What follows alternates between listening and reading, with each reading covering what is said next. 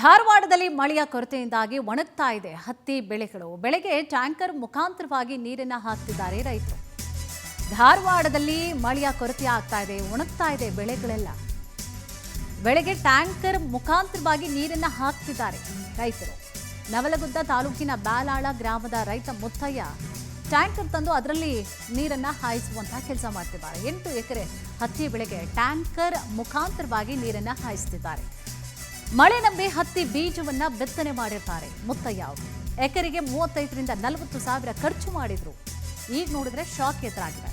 ಇತ್ತ ಮಳೆನೂ ಕೂಡ ಇಲ್ಲ, ಬೆಳೆನೂ ಇಲ್ಲ ಅಂತ ಹೇಳಿ ರೈತರು ಅಳಲನ್ನ ತೋಡ್ಕೊಳ್ತಾ ಇದ್ದಾರೆ. ಸರ್ಕಾರ ಬೆಳೆ ಪರಿಹಾರವನ್ನ ಕೊಡಬೇಕು ಅಂತ ಹೇಳಿ ರೈತರು ಆಗ್ರಹ ಮಾಡ್ತಿದ್ದಾರೆ. ಸೊ ಇದು ಮಳೆ ಸೀಸನ್. ಸೊ ಮಳೆ ಬರುತ್ತೆ ಅಂತ ಹೇಳಿ ಒಂದಷ್ಟು ಹನಿ ಹಾಕ್ತಿದ್ದ ಹಾಗೆ ಪ್ರಾರಂಭದಲ್ಲಿ ಆಯಿತು, 1-2-3 ದಿನ ಮಳೆ ಆಯಿತು. ಅದನ್ನು ನಂಬ್ಕೊಂಡು ಏನು ಮಾಡಿದ್ರು ರೈತರು ಕೂಡ ಬಿತ್ತನೆ ಕಾರ್ಯ, ಮಳೆಗಾಲ ಅಲ್ವಾ, ಬಿತ್ತನೆ ಕಾರ್ಯ ಆರಂಭ ಮಾಡಿದ್ರು. ನೋಡಿದ್ರೆ ಮಳೆನೇ ಇಲ್ಲ. ಏನು ಮಾಡಬೇಕು ಈಗ?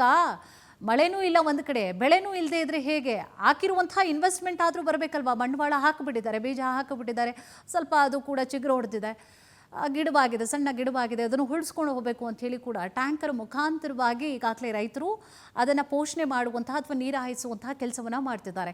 ಈ ಕಡೆ ಸರ್ಕಾರ ನೋಡಿದ್ರೆ ಕಣ್ಣು ಕಾಣಿಸ್ತಾ ಇದ್ರೂ ಕೂಡ ಕಾಣಿಸ್ತಾ ಇರುವಂತಹ ರೀತಿಯಾಗಿ ಕುರುಡಾಗಿ ಕುತ್ಕೊಂಡ್ಬಿಟ್ಟಿದೆ. ಈ ಸೀಸನಲ್ಲಿ ನೋಡಬೇಕು ಮಳೆಗಾಲ ಸಂದರ್ಭದಲ್ಲಿ ರೈತರ ಸಂಕಷ್ಟ ಏನು, ಪರಿಹಾರವನ್ನು ಕೊಡಬೇಕಾ ಅಥವಾ ಯಾವ ರೀತಿಯಾಗಿ ಅವ್ರಿಗೆ ನಾವು ಸಪೋರ್ಟಿಗೆ ನಿಂತ್ಕೊಳ್ಬೇಕು ಅಂತ ಹೇಳಿ ಸರ್ಕಾರನೂ ನಿಂತ್ಕೊಳ್ಬೇಕು ಅಂತ ಹೇಳಿ ರೈತರು ತಮ್ಮ ಅಳಲನ್ನು ತೋಡ್ಕೊಳ್ತಾ ಇದ್ದಾರೆ.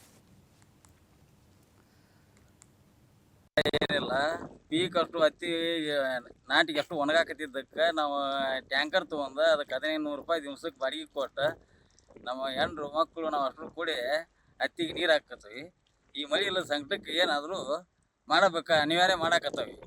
ಮತ್ತು ಬಿಟ್ಟರೆ ಅಷ್ಟು ಒಣಗಿ ಹೋಗತಿ. ಆ ಸಂಕಟಕ್ಕೆ ಏನಾರ ಒಂದು 4 ದಿವಸ ಬದುಕಿತ್ತಲ್ಲ ಅಂತೇಳಿ ಇದನ್ನು ಮಾಡಾಕತ್ತವೆ.